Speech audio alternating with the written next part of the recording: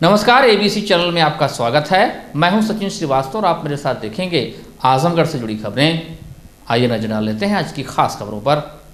खबर के प्रायोजक हैं संपूर्ण बाजार, राहुल नगर, मड़िया, आजमगढ़। सामानों पर 10 से 40% तक की छूट।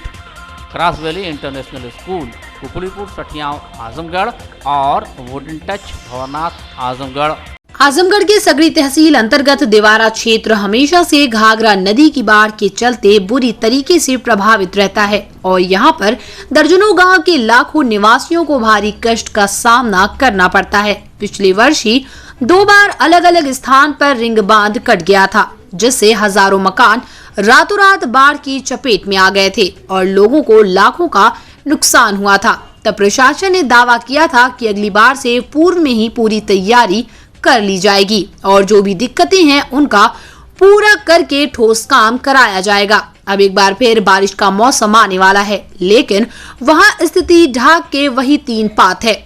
बाढ़ खंड की तरफ से रात दिन काम करके महुला गढ़वल बांध से कुछ दूर पर रिंग बांध को बनाने का कार्य करने का दावा किया गया था, लेकिन फिलहाल स्थिति ये है कि अभी तक कार्य का 25% भी नहीं हो पाया है। स्थानीय लोगों व सगड़ी विधायक वंदना सिंह की शिकायत है कि काम बहुत स्लो हो रहा है। यही स्थिति रही तो इस बार भी भारी कटान को रोका नहीं जा सकता है। लोगों की शिकायत है कि पिछले वर्ष नदी बहुत तेजी से कटान करते हुए अपनी दिशा बदली थी, इसलिए इस बार काम को काफी पहले शुरू करना चाहिए था, लेकिन मुश्किल से 1 महीना पहले से काम पर हाथ लगाया गया है, लेकिन उसमें भी काफी रुकावट आई है।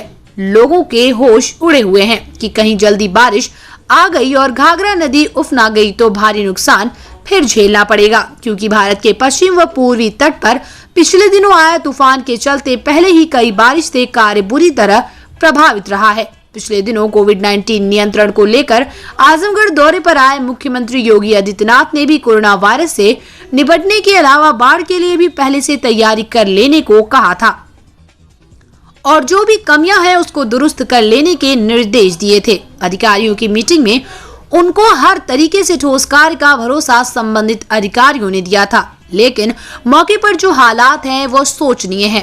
समय तो देखिए, हम लोग वहाँ गए थे और जो है उस काम को हम लोगों ने देखा और काम तो मतलब बिल्कुल धीरे हो रहा था। मुश्किल से 100 से 150 बोरी वहाँ गिरी होगी और काफ़ी शिकायत भी हम लोगों ने की, मुख्यमंत्री को भी दिया, उसमें चीफ इंजीनियर जो थे उसमें सिंचाई विभाग चीफ इंजीनियर को दिया, यहाँ जिला अधिकारी महोदय को भी हम लोगों ने आगाह कराया।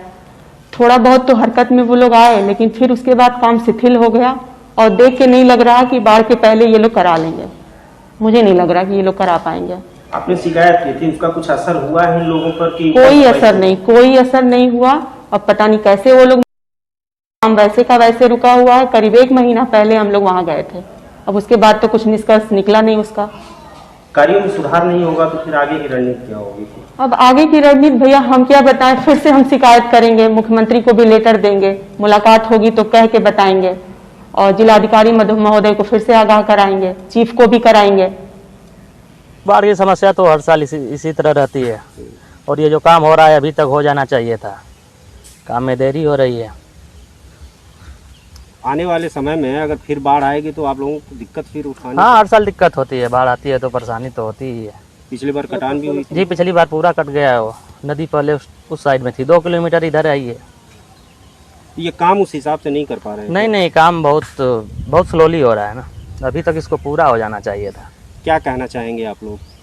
यही कहेंगे कि प्रशासन को इस पर ध्यान देना चाहिए, जल्दबाजी करनी चाहिए इस काम में। नदी का क्या भरोसा है। जी, पानी बढ़ रहा है तो दिक्कत तो आएगी। अच्छा, अधिकारी आते हैं जांच करने तो आप लोग? हाँ, आते जाते रहते हैं ना, शिकायत भी करते रहते हैं।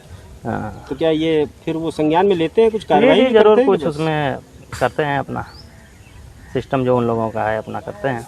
मामले में आजमगढ़ बाढ़ खंड के अधिशासी अभियंता दिलीप कुमार ने भरोसा दिया कि समय रहते काम को पूरा कर लिया जाएगा। हालांकि उन्होंने ये भी जोड़ा कि कोरोना महामारी और पंचायत चुनाव को लेकर काम प्रभावित हुआ है और बारिश के चलते भी अड़चन आई है। लेकिन गाजीपुर मठिया रिंग मार्ग पर जो भी दरार या कटान की संभावना है वहां पर मरम्मत पर पूरा जोर दिया जा रहा है और सीसीटीवी कैमरे की निगरानी में कार्य कराया जा रहा है। उन्होंने बताया कि पिछले वर्ष की कटान के चलते जो परियोजना तैयार की गई थी उसकी लागत 15,08,000 है और गांगेपुर तटबंध पर 3 स्पर बनाने का काम हो रहा है।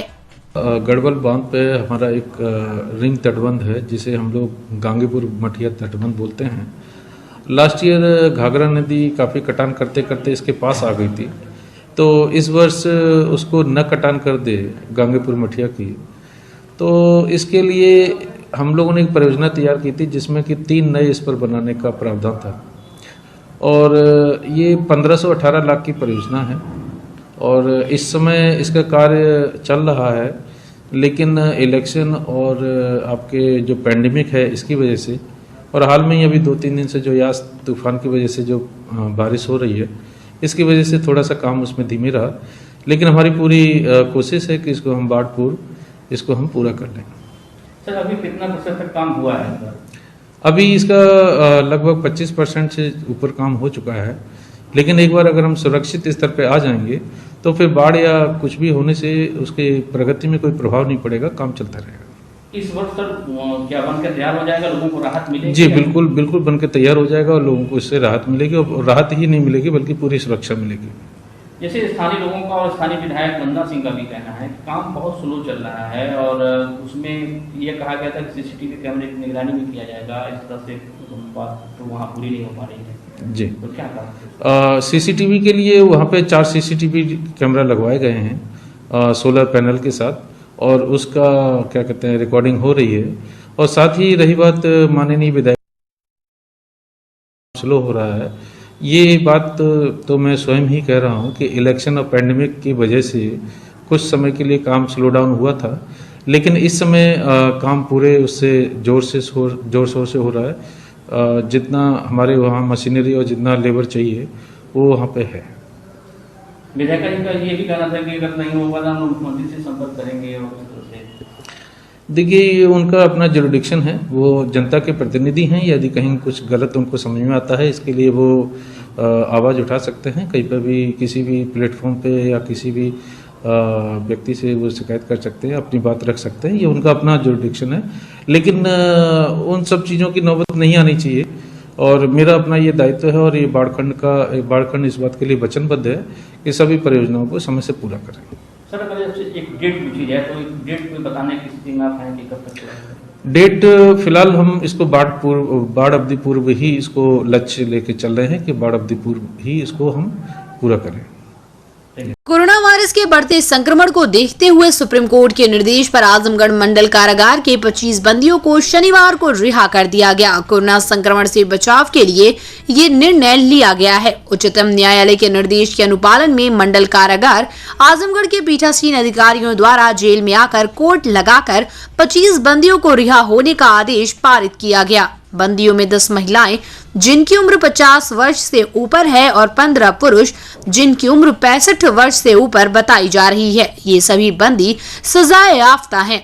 जेल से रिहा करने के बाद पुलिस की गाड़ियों से इनके घर पहुंचाने की व्यवस्था की गई। कोरोना की दूसरी लहर में प्रदेश सरकार ने 3 मई से पूरे प्रदेश में आंशिक कोरोना कर्फ्यू लगा रखा है। लॉकडाउन के दौरान शासन प्रशासन का दावा है कि गरीबों की भरपूर मदद की जा रही है। गरीबों को राशन वितरण तो किया जा रहा है, साथ ही उनको 1000 रुपए की आर्थिक मदद भी सरकार की ओर से की जा रही है। लेकिन ये सरकारी मदद आजमगढ़ शहर के कालीनगंज बंधे पर रह रहे करीब 15 परिवारों को नहीं मिली है। एबीसी न्यूज की टीम जब इन परिवारों से मिली तो इन्होंने अपनी पीड़ा बयां की। बांस से डोरी, डोलची और हाथ का पंखा बनाकर बेचकर अपने परिवार का जीविकोपार्जन करने वालों ने बताया कि लॉकडाउन की वजह से कामकाज ठप है, आमदनी बंद हो गई। इस मुसीबत में भी कोई सरकारी मदद नहीं मिली, ना तो राशन मिला और ना ही आर्थिक सहायता मिली। जिले के किसी जनप्रतिनिधि ने भी हमारी सुध नहीं ली। संकट की घड़ी में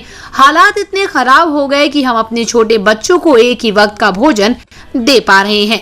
एक वक्त हमें फाका करने का गुजरना पड़ता है। बासफोर समाज के लोगों ने कहा कि पिछले साल के लॉकडाउन में तत्कालीन जिलाधिकारी एनपी सिंह ने हमें राशन का वितरण किया था। इस बार तो किसी ने पूछा तक नहीं। इन लोगों ने प्रशासन से मांग की कि जल्द से जल्द हमारी मदद की जाए, जिससे कि हम अपने बच्चों को 2 वक्त का भोजन करा सकें। एकदम बैठकी है, कुछ चल ही नहीं रहा है हम लोग का। एकदम बैठकी है, एकदम कुछ बिक ही नहीं रहा है हम लोग का।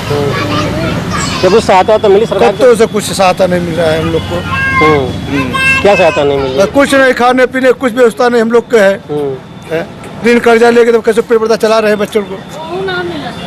अच्छा, अगली बार तो मिला था, एक बार नहीं। अगली बार राशन पता ही मिला था, एक बार नहीं है। इधर पर कुछ नहीं। तो इस बार कोई पूछा नहीं? कोई नहीं पूछा। राजनीतिक और सांसद विधायक कोई नहीं। आपको बताइए, कोई नहीं आया, न अधिकारी कोई आया, नहीं कोई नेता आया हम लोग के पास कि तुम लोग लॉकडाउन में चल रहा है कि नहीं चल रहा है, कैसे खा रहे हो कैसे नहीं खा रहे हो, कुछ नहीं।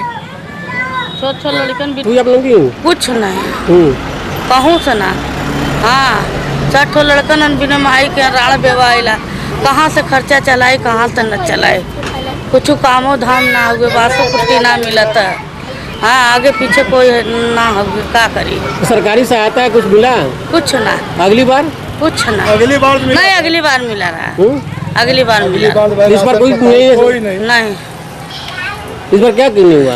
हाँ, इस बार क्या बोल रहे हैं? पानी कुछ ना मिला था। हाँ, हम लोग परेशानी बहुत हो गई। अगली बार क्या क्या मिला था? अगली बार राशन मिलल, आटा मिलल, चावल मिलल, दाल मिलल, साबुन मिलल, बिस्कुट मिलल। आपकी पारी कुछ ना। सरकारी आदमी कोई ना लल? नहीं। और नेता विधायक? नहीं। तो तू बोला ना कोई ना लल। सरकारी आदमी कोई ना लल। कैसे घर चल रहा है आप लोगों का? अब क्या कहल जाओ, एक बेला खाल जाता है, एक बेला उपवास कहल जाता है। तो क्या चाहती हैं आप लोग? हैं जौन धैले उठौले रही तो खाल जाता रहा। ये चाल जाता राशन पानी मिले तो खुद तो लड़के खाए पेट भरा है। स्थिति बहुत गंदी थी हम लोग के इस लॉकडाउन में। और हम लोग स्थिति हम लोग की जो बहुत गंभीर थी। क्या बताया, अगले बार जो डीएम साहब थे वो बेचारे आजमगढ़ में आकर के हम लोग की थोड़ा सहायता किए नहीं। जो इस वक्त जो डीएम साहब हैं अभी तक एक दहाई भी नहीं झाँकने आए। और जो बांस वाले काम लोग तो जी रहे हो कि मर रहे हो। क्या चाहते हैं आप लोग? हैं क्या चाहते हैं? क्या छोटे छोटे बच्चे हैं हम लोग का, तो थोड़ा मदद चाहिए। तो कोई नेता तो अभी आया कि नहीं? अभी तक कोई नेता नहीं आया। कोई नेता क्या आएगा? एक नेता सीढ़ी टूटा था, 20 दाएं हनी को तो कभी हनी का हाँ बनवाएंगे बना, अभी तभी हनी नहीं आया बनवाने के लिए। बस कहा था आएंगे, कभी नहीं आया। कोई सरकारी पैसा तो अपने खाते में आया था अभी? नहीं, अभी नहीं आया था। क्या चाहते हैं आप लोग? क्या चाहेंगे? क्या थोड़ा बहुत जो मदद मिल जाए गरीबों के लिए, और क्या चाहेंगे हम। जिला कांग्रेस कार्यालय पर जिला एवं शहर कांग्रेस की बैठक में मुख्य अतिथि उत्तर प्रदेश कांग्रेस के उपाध्यक्ष विश्वविजय सिंह ने बैठक की अध्यक्षता की। आजमगढ़ कांग्रेस अध्यक्ष प्रवीण कुमार सिंह ने बैठक में उत्तर प्रदेश कांग्रेस के सचिव शमशाद, उत्तर प्रदेश कांग्रेस संगठन सचिव अनिल यादव, उत्तर प्रदेश कांग्रेस सचिव राम अवध यादव, उत्तर प्रदेश कांग्रेस सचिव संतोष कुमार उपस्थित रहे। बैठक के उपरांत जिला कांग्रेस कार्यालय पर उत्तर प्रदेश कांग्रेस के उपाध्यक्ष विश्वविजय सिंह ने प्रेस वार्ता की। प्रेस वार्ता में उत्तर प्रदेश कांग्रेस उपाध्यक्ष विश्वविजय सिंह ने कहा कि कांग्रेस सेवा सत्याग्रह कार्यक्रम चला रही है। उसी के क्रम में अखिल भारतीय कांग्रेस कमेटी की महासचिव प्रभारी उत्तर प्रदेश प्रियंका गांधी ने उत्तर प्रदेश के सभी जनपदों के लिए आवश्यक दवाओं की पहली खेप भेजी है, जिसमें 27,500 मेडिसिन किट आजमगढ़ आएगी, जिसकी पहली खेप में 4500 मेडिसिन किट आजमगढ़ में आ चुकी है। गांव-गांव सैनिटाइजेशन के लिए सैनिटाइजर जनपदों को भेजा गया है। दवाएं और सैनिटाइजर ब्लॉक अध्यक्षों, न्याय पंचायत अध्यक्षों के माध्यम से चिकित्सकों की सलाह पर गांव-गांव पहुंचाया जाएगा। पंचायत चुनाव के विजयी ग्राम प्रधानों एवं बीडीसी सदस्यों को अखिल भारतीय कांग्रेस कमेटी की महासचिव प्रियंका गांधी जी द्वारा पत्र भेजा गया है, जिसमें उन्होंने कोरोना वायरस से लड़ने में सहयोग की अपील की है। पत्र को ब्लॉक अध्यक्षों के माध्यम से ग्राम प्रधानों, बीडीसी सदस्यों तक पहुंचाया जाएगा। मीडिया के एक प्रश्न के जवाब में उत्तर प्रदेश कांग्रेस के उपाध्यक्ष ने कहा, सरकार सभी मोर्चे पर फेल है, कोरोना की जांच भी नहीं करा पा रही है। सरकार लोगों को दवा, ऑक्सीजन, अस्पतालों में बेड दिलाने में पूरी तरह फेल साबित हुई है। लगातार कांग्रेस के कार्यकर्ता जनता के सहयोग में लगे हुए हैं। जिन लोगों की कोरोना काल में दुखद मृत्यु हुई, उनके अंतिम संस्कार की व्यवस्था कराने में भी सरकार पूरी तरह फेल साबित हुई। एम्बुलेंस वालों से लेकर अस्पतालों और शमशान तक गरीब जनता के साथ लूट हुई। अखिल भारतीय कांग्रेस कमेटी के पूर्व अध्यक्ष राहुल गांधी जी ने समय समय पर सरकार को सुझाव दिए। यदि सरकार समय से उस सुझाव को मानती तो काफी हद तक इस महामारी के दौर में जनधन की हानि को बचाया जा सकता था। देखिए, इस कोरोना संकट में उत्तर प्रदेश कांग्रेस कमेटी ने जो लगातार आदरणीय प्रियंका गांधी जी के नेतृत्व में, जो उनके निर्देश में, जो पिछली बार भी जब कोरोना का संकट था तो उत्तर प्रदेश में सेवा का कार्य, लोगों की मदद करने का काम, वो दवा के रूप में, खाना देने के रूप में, राशन देने के रूप में पिछले कोरोना काल में भी कांग्रेस पार्टी ने किया। इस बार भी कांग्रेस पार्टी ने, आदरणीय प्रियंका गांधी जी ने तय किया और उन्होंने उत्तर प्रदेश को सैनिटाइजर, हर ब्लॉक को हम 100 लीटर से ऊपर सैनिटाइजर देने जा रहे हैं, हर ब्लॉक को हम दवा देने जा रहे हैं और हमारा उद्देश्य है कि जो भी प्रभावित गांव है उसमें प्रॉपर सैनिटाइजेशन हो जाए, उसमें दवा उपलब्ध करा दिया जाए। और इसी क्रम में आजमगढ़ को भी आदरणीय प्रियंका गांधी जी ने सभी ब्लॉकों के लिए दवा और सैनिटाइजर भेजने का काम किया है, जिससे हमारे ब्लॉक कांग्रेस कमेटी, जो हमारे जिले के कांग्रेस कमेटी के लोग हैं और जो हमारे जिला पंचायत के चुनाव लड़े साथी हैं, वो गांव में जाकर के खुद खड़ा होकर के सैनिटाइजेशन कराने का काम करें। लेकिन अब देर नहीं हो गई बहुत ज्यादा, आपको कोरोना जो है ढलान की ओर है। जब पीक था उसमें सरकार भी फेल थी और विपक्षी पार्टियां भी बहुत अच्छी नहीं, आपने देखा नहीं शायद, जब कोरोना पीक पे था तो हमारे लगातार प्रियंका गांधी जी के निर्देश पर उत्तर प्रदेश के अंदर, आप लखनऊ में देखे होंगे, गोरखपुर में देखे होंगे, तमाम सारे जगहों पर, आजमगढ़ में भी, जहां भी हमारे कार्यकर्ताओं से लोगों ने ऑक्सीजन की डिमांड की, हमारे स्थानीय जो जिला कांग्रेस कमेटी के साथियों से लोगों ने जिस भी प्रकार के सहयोग की अपील की, उस कोरोना के घनघोर संकट में हमारी कांग्रेस पार्टी खड़ी रही। पूरे देश पैमाने पर इस बात की चर्चा है और सरकार इससे डर करके हमारे ही नेताओं की जांच कराने में, हमारे यूथ कांग्रेस के साथियों की, और पूरे देश में आप रक्तदान के माध्यम से हम 100 लोगों ने एक साथ बनारस में रक्तदान किया। इस तरह से उत्तर प्रदेश के सभी जनपदों में कांग्रेस पार्टी, जहां पर जिला अस्पतालों ने भी जब उनको रक्त की कमी पड़ी तो कांग्रेस पार्टी के साथियों से उन्होंने इस बात की अपेक्षा की और हमें इस बात का फक्र है कि हमारी नेता आदरणीय प्रियंका गांधी जी के निर्देश पर उत्तर प्रदेश कांग्रेस के सभी साथी कर रहे हैं। देखिए, ये अभी कोरोना खत्म हो गया, ये कहना एक, मैं समझता हूं कि अभी बहुत जल्दीबाजी होगी। दरअसल अभी भी पूरी तौर पर लोग कोरोना के संकट से जूझ रहे हैं, सरकार प्रॉपर जांच नहीं करा पा रही है, गांव में जो लोग कोरोना से जूझ रहे हैं उनकी जांच नहीं हो पा रही है। तो मैं समझता हूं कि आगे भी इसका और विस्फोटक स्थिति न बने, तो मैं इस बात के लिए अपने नेता को धन्यवाद दूंगा कि उन्होंने गांव में, जब सरकार सैनिटाइजेशन कराने में विफल है, सरकार लोगों को दवा देने में विफल है, तो एक विपक्ष के रूप में, विपक्षी पार्टी के रूप में कांग्रेस पार्टी अपने जिम्मेदारी को समझते हुए इस काम को करने जा रही है। जिस तरह से WHO ये कह रहा है कि सरकार ने अच्छा काम किया, लेकिन अमेरिकी अखबार कह रहा है कि लगभग 40 से 42 लाख मौतें हुई, तो आप किस कैटेगरी में देखते हैं इसको? देखिए, उत्तर प्रदेश और देश के अंदर एक सरकार जो समस्या के समाधान की बजाय समस्या के अल्पीकरण का प्रयास करती है, और उत्तर प्रदेश के मुख्यमंत्री योगी आदित्यनाथ को तो इस बात में महारत हासिल है। मैं उनके खुद के जिले का रहने वाला हूं और उनके जिले के अंदर ऑक्सीजन से लोग मरे, उनके जिले के अंदर लोगों को बेड वेंटिलेटर नहीं मिल पाया, उनके जिले के अंदर लोगों को घाट पर लोगों के साथ बेईमानी की गई, घाटों पर वसूली हुई लोगों के साथ, और ये मुख्यमंत्री उसको रोक पाने में असफल है।